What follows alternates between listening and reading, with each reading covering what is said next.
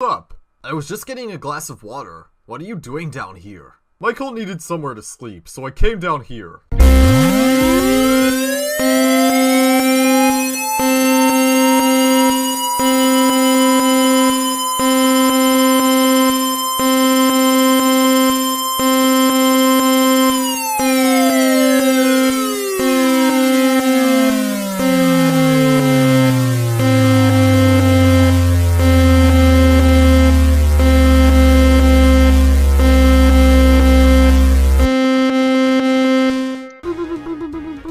Yeah, my mom doesn't know how to work the toaster.